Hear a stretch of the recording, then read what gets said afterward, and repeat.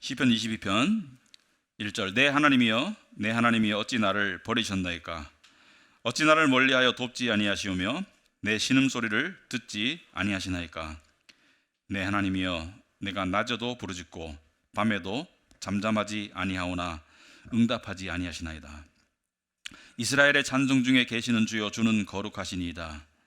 우리 조상들이 주께 의뢰하고 의뢰하였으므로 그들을 건지셨나이다. 그들이 주께 부르짖어 구원을 얻고 주께 의뢰하여 수치를 당하지 아니하였나이다. 나는 벌레요 사람이 아니라 사람의 비방거리요 백성의 조롱거리니이다. 나를 보는 자는 다 나를 비웃으며 입술을 비축거리고 머리를 흔들며 말하되 그가 여호와께 의탁하니 구원하실 걸, 그를 기뻐하시니 건지실 걸 하나이다. 오직 주께서 나를 모태에서 나오게 하시고 내 어머니의 젖을 먹을 때 의지하게 하셨나이다. 내가 날 때부터 주께 맡긴 바 되었고 모태에서 나올 때부터 주는 나의 하나님이 되셨나이다. 나를 멀리하지 마옵소서. 환난이 가까우나 도울 자 없나이다. 많은 황소가 나를 에워싸며 바산의 힘센 소들이 나를 둘러쌌으며 내게 그 입을 벌림이 찢으며 부르짖는 사자 같으니이다. 나는 물같이 쏟아졌으며 내 모든 뼈는 어그러졌으며 내 마음은 밀랍 같아서 내 속에서 녹았으며 내 힘이 말라 질그릇 조각 같고 내 혀가 입천장에 붙었나이다. 주께서 또 나를 죽음의 진토 속에 두셨나이다. 개들이 나를 에워쌌으며 악한 무리가 나를 둘러 내 수족을 찔렀나이다. 내가 내 모든 뼈를 셀 수 있나이다. 그들이 나를 주목하여 보고 내 겉옷을 나누며 속옷을 제비 뽑나이다. 여호와여, 멀리하지 마옵소서. 나의 힘이시여 속히 나를 도우소서. 아멘. 앉으기 바랍니다. 우리 기도하도록 하겠습니다. 하나님 아버지, 우리가 저희들이 말씀을 대할 때, 특별히 이런 말씀을 대할 때 좀 마음이 불편합니다. 그리고 한편으로 하나님을 향한 좀 죄송스러운 마음을 가지게 됩니다. 글은 읽지만 마음이 따라가지 못합니다. 눈으로는 글을 읽지만 마음은 이 말씀을 공감하는 것이 많이 부족합니다. 아버지 하나님, 우리가 연애 편지를 받을 때, 문자를 받을 때 그 의미를 제대로 알고 곱씹기 위해서 얼마나 마음으로 애를 쓰는지요. 이 시편 22편 또한 저희를 향한 하나님의 사랑의 편지라고 생각합니다. 우리에게 이 글을, 의미를 깨우칠 수 있는 마음을 주시옵소서. 이 시간 간절히 구하오니 성령께서 우리에게 통회하는 마음을 주시고 부서지는 마음을 주셔서 우리가 이 말씀을 깨우쳐 알 수 있도록 하옵소서. 예수님 이름으로 간절히 기도합나이다. 아멘. 네, 우리 시편 22편은 그 성경에 메시아의 시라는 그 별칭이 붙어 있는 시편 중에 하나이죠. 대표적인 시편 중에 하나이고, 사실은 이 시편 22편은 제대로 이해하면 복음을 거부할 수 없습니다. 그 내용이 너무나 분명하고 너무나 명확해서 이것을 보고 십자가를 거부할 수가 없습니다.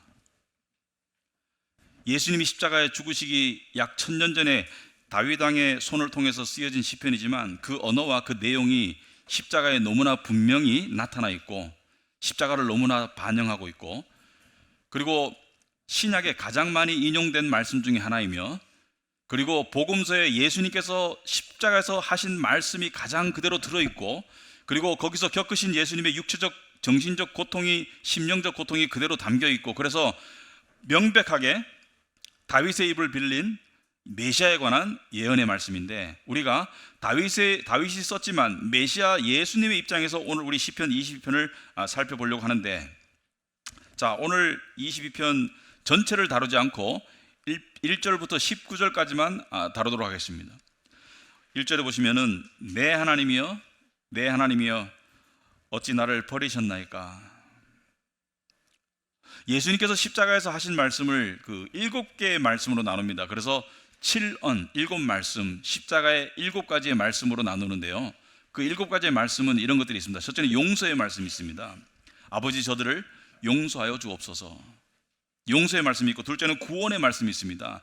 자기와 함께, 당신과 함께 십자가에 못 박히면서 당신을 구주로 믿었던 강도를 향해서 오늘 내가 나와 함께 낙원에 있으리라, 구원의 말씀이 있고요. 그 다음에 사랑의 말씀이 있습니다. 무슨 말이냐면 예수님께서 십자가에서 죽으시면서 그 앞을 지키던, 앞에 서 있던 어머니 마리아에게, 여자여는 그 당시의 존칭입니다. 여자여 보소서 아들이니다 라고 사도 요한에게 어머니를 부탁하죠. 그 뒤에 요한은 평생토록 마리아를 친어머니로 모셨습니다. 그리고 고통의 말씀이 있죠. 수많은 말씀이 있지만 내가 목마르다.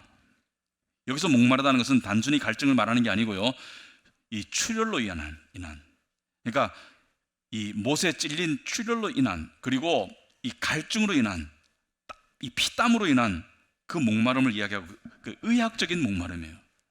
그리고 승리의 말씀이 있었죠. 다 이루었다. 구원에 관한 모든 것을 다 이루었다. 우리가 할 게 없다. 우리가 행함으로 구원받는 것이 아니고 오직 은혜로 받는 모든 것을 다 이루셨고요. 그리고 확신의 말씀이 있습니다. 하나님께 버림받았음에도 불구하고 내 영혼을 아버지 손에 맡기나이다 라고 하신 그 확신의 말씀이 있었고요. 그리고 오늘 보는 나의 하나님 어찌하여 나를 버리셨나이까는 고뇌의 말씀이라고 제목을 붙이고 있습니다. 고뇌의 말씀이다. 고뇌는 고통만을 의미하는 것이 아니고 고통과 번민을 의미하는 거예요. 그러니까 고통은 고통인데 고통이 받아들여지지가 않아. 이해할 수가 없어. 그게 고뇌죠. 어떤 고뇌를 말하고 있습니까? 나랑 가장 가까운 내 편이신, 항상 나와 함께 하신 하나님께서 나를 버리셨다는 고뇌.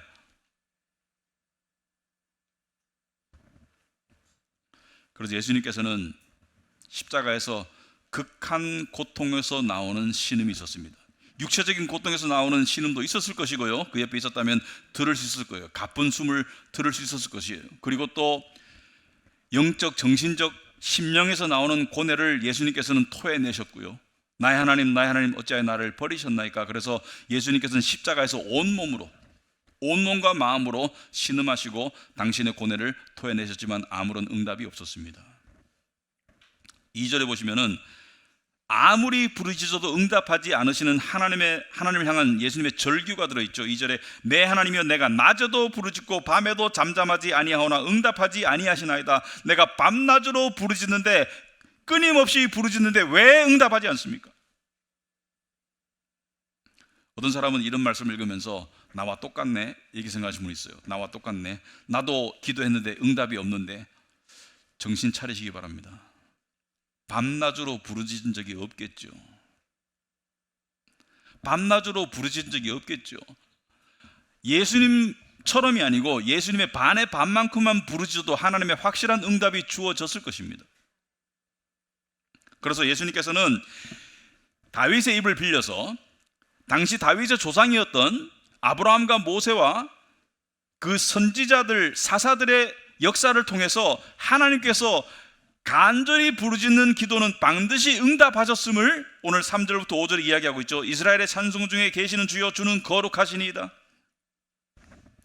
우리 조상들이 주께 의뢰하고 의뢰하였으므로 그들을 건지셨나이다. 의뢰는 기도를 통한 의지죠. 건지셨고 그들이 주께 부르짖어 구원을 얻고 주께 의뢰하여 수치를 당하지 아니하였나이다. 주께 부르짖어서 구원을 얻었고요, 간절히 기도해서 구원을 얻었고요, 수치를 당하지 않았어요. 하나님께서는 당신의 백성의 간절한 기도를 항상 들으시고 응답하십니다. 우리의 기도가 응답 못 받았다고 생각하는 것은 우리가 간절함이 부족했고 의심으로 구했고 그리고 믿음으로 하지 않았기 때문이고, 모두가 우리 때문이지 하나님 때문이 아니고 하나님은 반드시 응답하세요. 그런데 왜 가장 간절한 기도, 가장 믿음으로 했던 예수 그리스도의 기도는 철저히 외면하셨는가? 왜 외면하셨는가? 하나님은 사랑과 긍휼의 하나님이시고 하나님의 사랑을 받을 가장 대상 1호는 예수님이시죠. 왜? 첫째는 아들이시고 둘째는 의로우시니까. 가장 사랑과 하나님의 은혜를 받을 대상 1호였던 예수님께서 왜 철저하게 외면을 당하시고, 예수님은 왜 그 고통 속에서 나의 하나님 어찌하여 나를 버리셨나이라고 절규하고 있는가? 예수님을 왜 그 고통 속에 내버려 두셨는가? 그리고 하나님은 고통스럽지 않으셨을까요? 세상에서 가장 힘든 고통이 자식이 엄청난 고통을 겪고 있는데 쳐다보고 있는 거래요.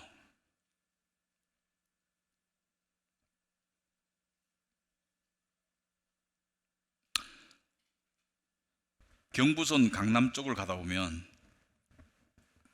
그 자리에 항상 걸려있는 현수막이 있습니다. 제가 미국에서 와서 서울에 산 지가 14년, 15년째 되는데요. 14년, 15년 동안 그 길을 지나면 항상 보이는 현수막이 있어요. 그 전부터 걸려 있었을 거예요. 그 현수막의 내용은 25년 전에 실종된 딸을 찾는 현수막입니다. 딸의 학생 때 사진이 있고요. 그리고 그 딸을 잃어버렸을 때 인상착의가 있고요. 그리고 밑에 어디로 연락하라고 하는 전화번호가 한 5군데 정도 있는 것 같아요. 그 딸이 지금 살았는지 죽었는지, 살았다면 어떤 비참한 삶을 살고 있는지, 그것을 25년 동안 잊을 수 없는 부모가 그 현수막을 거기다가 계속 걸고 낡으면 다시 걸고 낡으면 다시 걸고, 그 세월이 25년이 흘렀어요. 아무도 뗄 수 없습니다. 경찰도 뗄 수 없어요. 왜? 그 현수막의 내용을 보면 뗄 수 없습니다. 그 자리는 그 사람 자리예요. 이 부모가 죽을 때까지 딸을 잊을 수 있을까요? 하루하루 한 번도 딸을 생각하지 않은 적이 있을까요? 한 번 마음 놓고 웃어본 적이 있을까요? 그게 인간의 부모의 마음인데, 하물며 하나님은 당신의 아들을 사랑 안 하셨을까요? 근데 왜 참으셨을까요? 여러분, 우리가 당하는 고통 중에 어쩔 수 없이 당해야 되는 고통이 있고, 내가 멈출 수 있는 고통이 있습니다. 어쩔 수 없이 당해야 되는 고통도 있지만 내가 멈출 수 있는 고통이, 하나님은 멈출 수 있는 충분한 능력이 있었죠. 그죠? 멈출 수 있는 충분한 능력이 있었는데 왜 안 멈춰졌을까요? 아들이 그렇게 절규하는데, 왜 나를 버리셨나고 절규하는데 왜 안 멈춰주셨을까? 여러분, 우리가 고통을 스스로 감수할 때는 목표가 있기 때문이에요. 항상. 수술실 가면 무섭죠. 큰 수술을 받으려면 무서워요. 근데 왜 그 수술대에 누워서 의사가 칼로 내 몸을 찢도록 내버려 둘까요? 왜 그 고통을, 그 두려움을 감수할까요? 왜? 낫고 싶어서. 병을 고치고 싶어서 수술대에 눕는 것이겠죠. 그 다음에 하나님은, 예수님은 왜 그 고통을 감당하셨을까? 왜 감수하셨을까?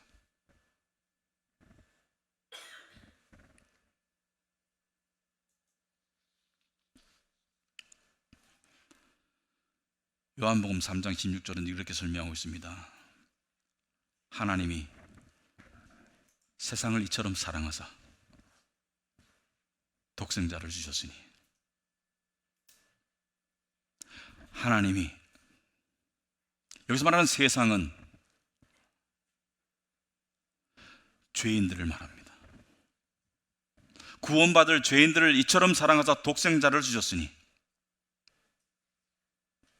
만약에 예수님께서 그 당하시는 그 고통이 너무 힘들어서, 그 수치와 조롱이 너무나 억울해서, 그리고 하나님께서 당신의 아들을 지켜보기가 너무나 힘드셔서 그 십자가를 멈추셨다면 구원을 향한 우리의 길도 막힐 수밖에 없었습니다.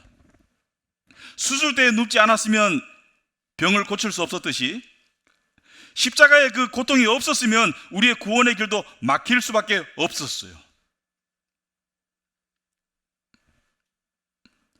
그런데 예수님의 십자가를 살펴보면, 예수님은 아버지로부터 외면당한 것이 아니라 사람들로부터도 외면당하고 조롱당했음을 알 수 있습니다. 오늘 보시면 6절에 나는 벌레요 사람이 아니라 사람의 비방거리요 백성의 조롱거리니이다. 나는 벌레요 사람이 아니다. 우리 이런 말 할 때 있죠. 네가 나를 벌레만치도 안 여기는구나. 그런데요, 성경에 이런 말씀이 있습니다. 예수님께서 비천한 인간의 모습으로 오셨다. 예수님께서 하나님과 동등하신 하나님 예수님께서 자기를 낮추셔서 인간의 모습으로 오셨다고, 낮췄다고 하는데 인간은 그분을 떠받들어서 하나님의 모습으로 데려다 모시는 것이 아니라 벌레만큼 여겼어요. 사람 취급도 안 했다는 거예요. 나는 벌레요 사람이 아니라는 것은 예수님은 당신을 낮추셔서 인간의 모습으로 오셨는데 사람들은, 죄인들은 그분을 벌레로 더 낮췄다는 것을 이야기하고 있죠. 얼마나 못됐고 나빠요.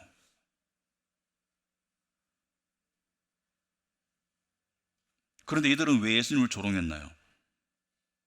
이들이 누군가요? 이들의 대부분은 유대인을 말합니다. 하나님을 믿는다고 자처했던 유대인을 말해요. 그런데 이들이 왜 예수님을 조롱했나요?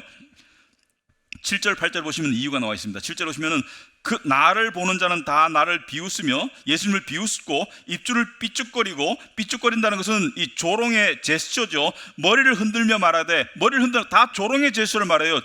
입술을 삐죽거리고 머리는 다 조롱의 제스처를 하면서 그가 여호와께 의탁하니 구원하실 거를, 그를 기뻐하시니 건지실 걸 하나이다. 이 조롱에 섞인 이 비웃음의 말인데요, 이 말의 뜻은 뭐냐면 예수님을 향해서 너는 믿음이 없는 사람이야. 네 믿음이 온전했다면 이런 일을 안 겪을 텐데, 네 믿음이 잘못됐기 때문에 네가 하나님께로부터 보냄받은 자라고 했고 네가 선지자처럼 하나님의 말씀을 전했지만 네 믿음이 잘못됐기 때문에 너는 이런 벌을 받는 것이라고 조롱한 것이에요. 그러니까 믿음이 없는, 객관적으로 봐서 믿음이 없는 유대인들이 참 믿음을 가진 예수님을 믿음 때문에 조롱하고 있는 거예요. 어처구니 없는 일이죠.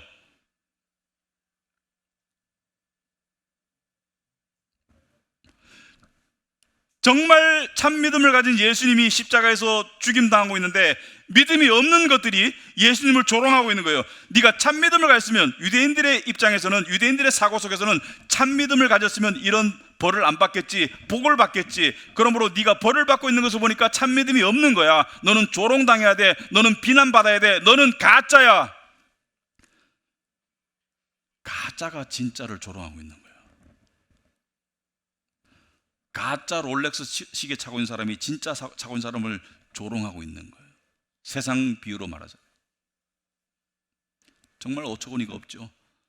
비워서 낮춰서 인간의 모습으로 오셨는데 그분을 다시 벌레처럼 여기고, 참 믿음을 가지고 십자가에 가셨는데 가짜 믿음을 가진 자들이 그들을 조롱하고. 여러분, 우리가 살다 보면요, 신앙이 경지에 이른다는 것, 그 추상적인 개념을 측정할 수 있는 객관적인 방법을 하나 알려드릴게요. 우리는 이렇게 생각합니다. 일이 잘 풀리고 삶이 편하면 하나님이 내 믿음을 인정하셨다고 생각해요. 그리고 하나님을 믿는다고 생각해요. 그런데 일이 잘 안 풀리고 삶이 힘들면 하나님을 향한 믿음이 깡그리 무너지고 하나님을 믿지 않아요. 그래서 우리의 믿음은, 일반적인 믿음은 주어진 상황과 형편과 처지를 통해서 하나님을 판단하고 나의 믿음을 판단하고 그리고 그 믿음을 망가뜨려요. 하지만 십자가는 우리에게 분명히 이렇게 말합니다. 하나님의 사랑과 진정한 믿음은 상황을 초월한다. 하나님의 사랑과 진정한 믿음은 상황에 의해서 좌우되는 것이 아니라 상황을 초월한다고 이야기하고 있습니다. 참으로 성숙한 사람은, 참으로 믿음이 성숙한 사람은, 단단한 사람은 자기에게 주어진 상황에 관계없이 그것을 넘어서서 하나님을 믿는 사람을 말해요. 상황이 좋다고 희덕거리면서 믿음이 좋은 줄 착각하는 사람 참 믿음 아니에요. 상황이 힘들다고 믿음을 헌신짝처럼 버리는 사람 참 믿음 아니에요. 상황이 좋아도 겸손하게, 상황이 안 좋아도 꿋꿋하게 하나님을 믿는 자가 참 믿음의 사람이에요. 이 상황과 처지에 따라 가지고 믿음을 판단했던, 믿음의 잣대로 삼았던 이 천박한 유대인들을 향해서 억울하게 조롱당하는 예수님께서 뭐라고 하셨나요? 우린 이걸 알아야 됩니다. 예수님은 이들의 죄를 용서해 달라고 하나님께 빌었어요. 그런데 그 이유가 참, 여러분, 우리가 잘못된 사람을 변론해 줄 때 사랑이라고 느낍니다. 잘못됐기 때문에 비난받아야 마땅한데, 그래도 그 잘못된 것을 조금이라도 변론해 주려고 하는 노력을 보이는, 그러니까 그 잘못된 사람들의 피해를 받은 당사자인 예수님께서 어떻게 그들을 하나님 앞에 변론하는지 한번 들어보세요. 누가복음 23장 34절에 보시면은, 그때, 여기서 말하는 그때는 조롱당할 때 예수께서 말씀하셨습니다. 아버지, 저 사람들을 용서하여 주옵소서. 아버지, 저 사람들을 용서하여 주십시오. 그냥 용서해 달라는 것이 아니고요, 저 사람들은 자기네가 무슨 일을 하는지를 알지 못합니다. 자기들이 가짜 믿음을 가진지를 알지 못하고 저를 조롱하고 있는데, 모르고 한 짓이니까 용서해 주세요라고 이야기합니다. 모르고 한 짓이니까 용서해 주세요.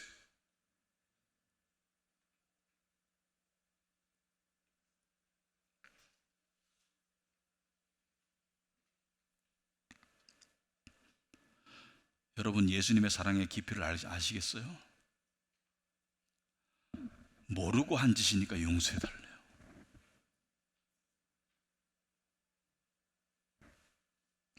근데 예수님께서는 이 엄청난 고통과 마음의 번민 속에서, 그러니까 하늘로부터 아무런 응답이 없습니다.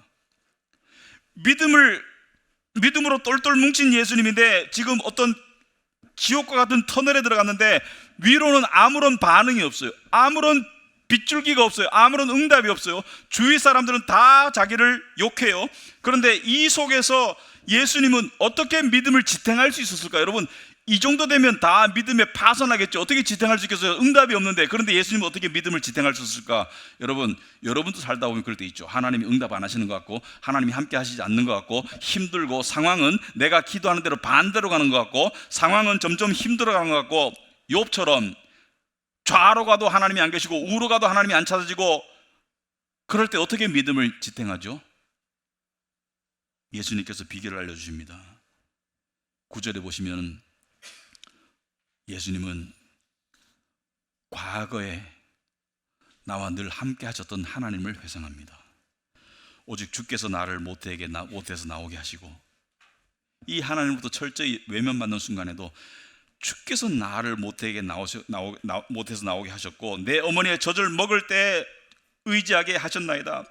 하나님이 나를 태어나게 하셨고, 내가 날 때부터 주께 맡긴 바 되었고, 모태에서 나올 때부터 주는 나의 하나님이 되셨나이다. 주는 나의 하나님이셨다는 그 기억을 상기하면서 현재 암흑 상태를 지탱하고 있죠.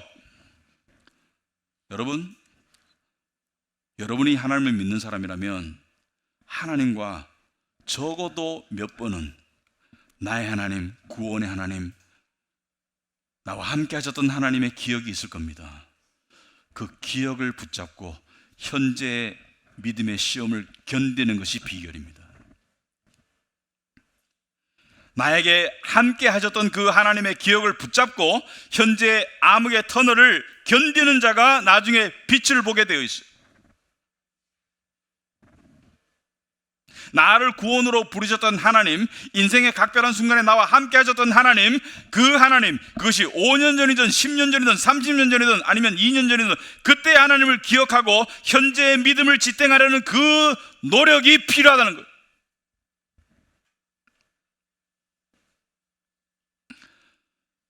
터널 속에서 쓰러지면 안 됩니다. 터널은 누구에게나 다가와요.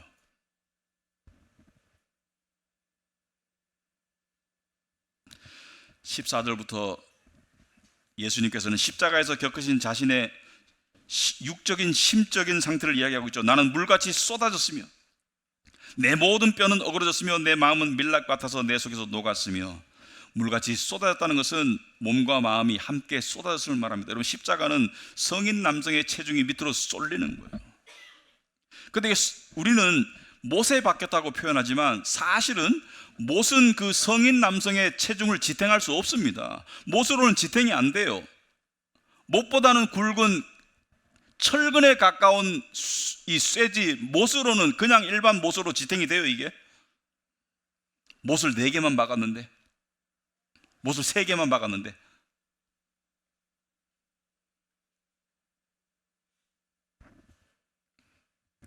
내 힘이 말라 질그릇 조각 같고 내 혀가 입천장에 붙었나이다. 6시간 동안 매달리면서 기진맥진하신 것을 말하고 있죠.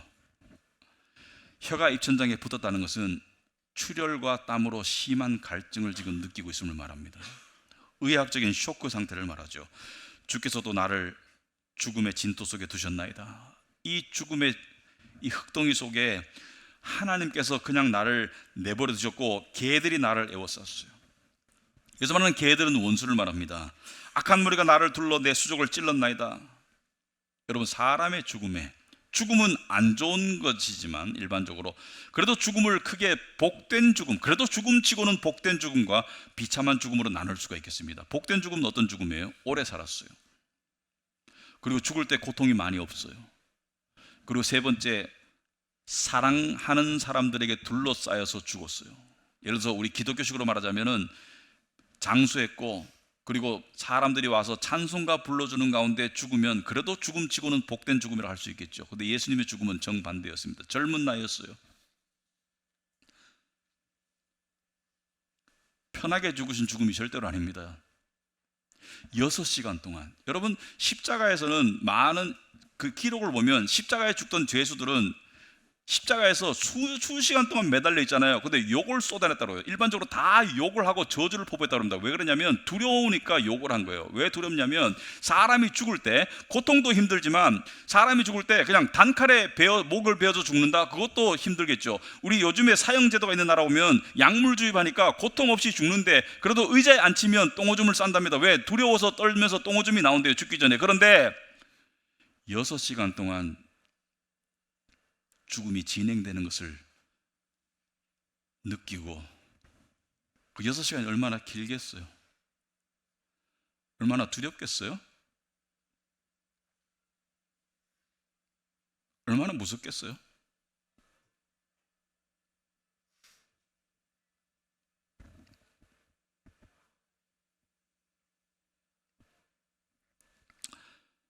가장 아프고 가장 비참하고 가장 억울한 죽음이 십자가의 죽음인데 왜 죽으셨나요?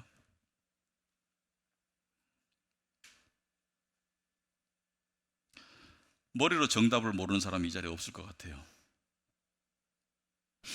하지만 머리로 아는 정답은 정답이 아닙니다.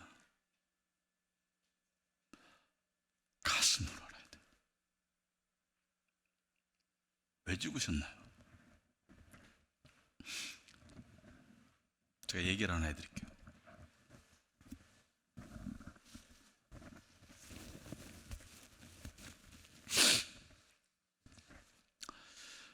어느 마을에 노부부가 있었습니다.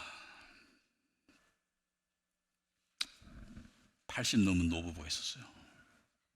근데 어느 아침에 여느 날처럼 아내가 남편의 아침을 준비하기 위해서 부엌으로 가다가 심장마비로 쓰러집니다. 그리고 소리를 들은 남편이 급하게 쫓아가죠. 보니까 아내가 쓰러져 있어요. 근데 남편은 아내를 번쩍 들어올릴 힘이 없어요. 나이가 많아서. 그래서 아내를 상체를 질질 끌면서 차에 겨우 실어서 그리고 병원으로 운전해서 갑니다. 신호등을 다 무시하고. 정신이 없어요. 근데 병원에 도착하니까 아내는 이미 이 세상 사람이 아니에요. 자식들에게 연락이 가고 친척들이 오고 장례 절차가 진행되는데 이 남편의 노인의 얼굴이 초점이 없어요. 멍해요. 그리고 장례식을 마치고 이제 자식들과 손주들이 아버지 집에 모입니다. 아버지 혼자 둘 수 없잖아요. 위로해 드려야죠.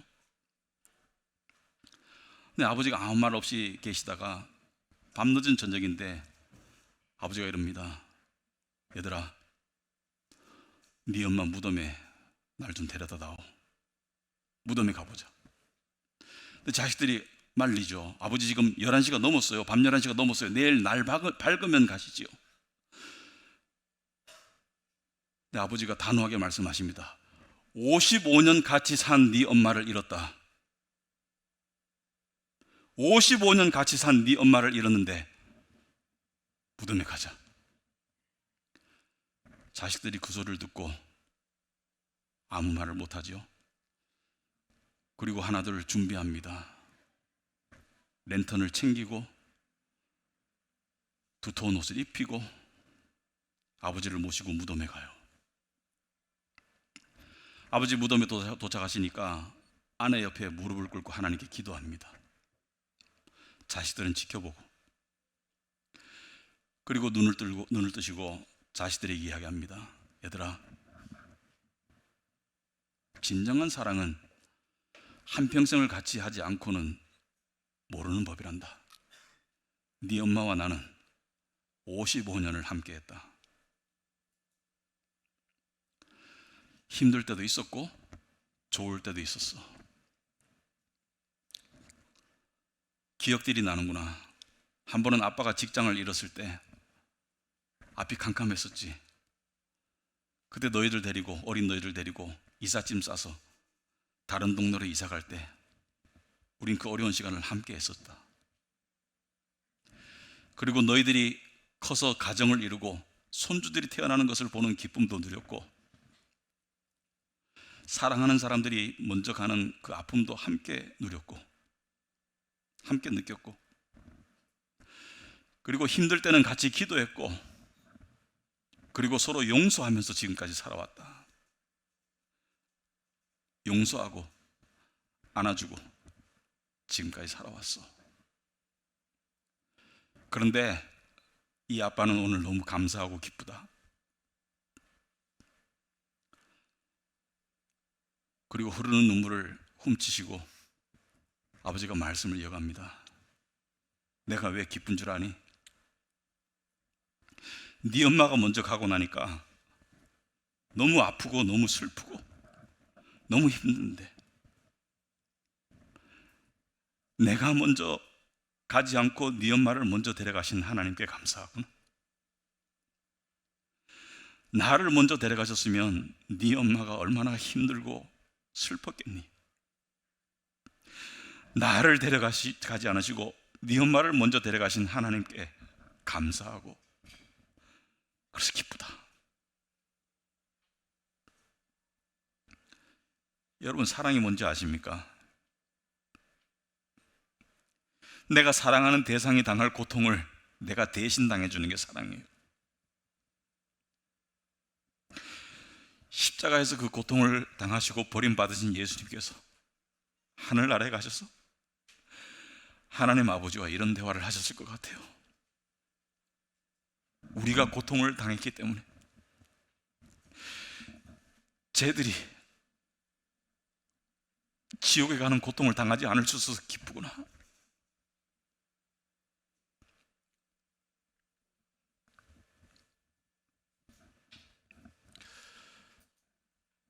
여러분, 나이가 중요하지 않습니다. 그 복음의 은혜가 여러분의 가슴에 살아있기 바랍니다. 그렇게 살아가시기 바랍니다. 나를 사랑하사 나를 위하여 자기 목숨을 내어준 주님과 아들을 아낌없이 내어준 하나님 아버지의 사랑이 어떤지 만분 일이라도 알고 살아가는 우리가 되기를 축원합니다. 기도하겠습니다.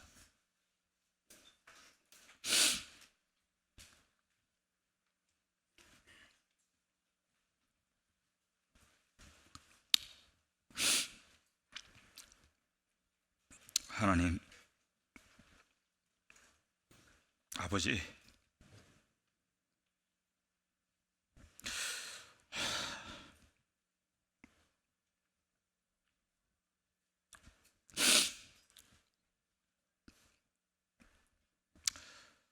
제대로 드릴 말씀이 없습니다. 그저